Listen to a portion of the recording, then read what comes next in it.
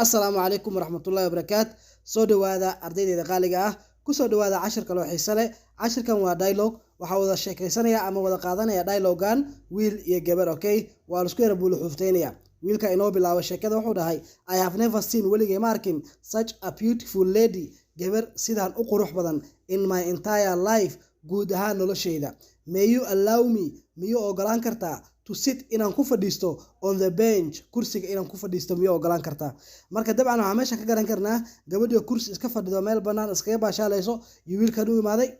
uu la hadlay marka wuxuu dhahay ma fadhiisan karaa gabar sidaan u qurux badan weligay ma arkin ayuu ku bilaabay asagoo salaaminba then gabadha waxay dhahday you have long adaptation waa la qabsi dheer tahay you have long adaptation waa la qabsi dheer tahay I don't fond of kama helo mannerless lads kurayada lad waa kuray okay waa macna wiilku markuu dhalinyaro yahay lads okay marka waxay dhahdeen I don't fond of kama helo mannerless lads okay mana waa akhlaaq less marka lagu daro marka negative ay noqonaysaa mannerless lads kurayada aan akhlaaqda lahayn macnaha kama helo ayadoo marka dadka wuxuu muujinayaa inay sheekada sii wado then ayadoo sii wadato iyo ka dhaxgalay wuxuu dhahay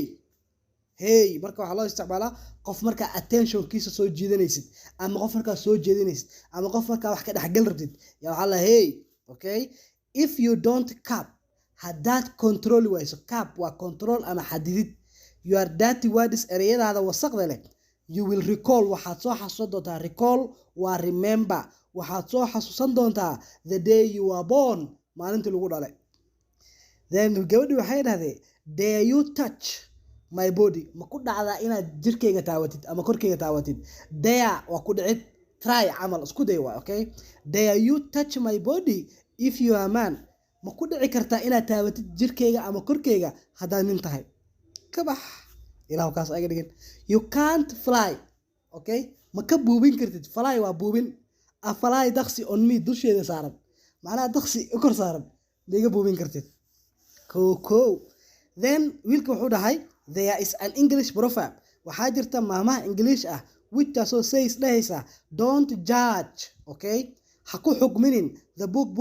by its coverkiisa kore macnaha wuxuu ka wadaa waa qurux badan laakiin qolofaata macnaha okay oo sarfeeyo waay marka wuxuu dhahay now your attractive face wajigaaga soo jiidashada leh is meaningless waa macna la'aan macnaha waxba ma aha wajigaaga soo jiidashada leh since madama there is nothing aysan jirin wax between u dhaxeeya your two ears labadaada dhagood macnaha labada dhagood waxa u dhaxaysa maskax Soomaa maskax ma malihid amal wali macnaha goofaad good then gabadhu waxay raadeen I am not ready diyarumihi to listen inaan dhageysto to your worthless words ereyadaada qiimaha aan lahayn worth waa qiimo less ayaa negative ka dhigaysa markan worthless words soo sidaas darteed hit the road wadada ku qulqul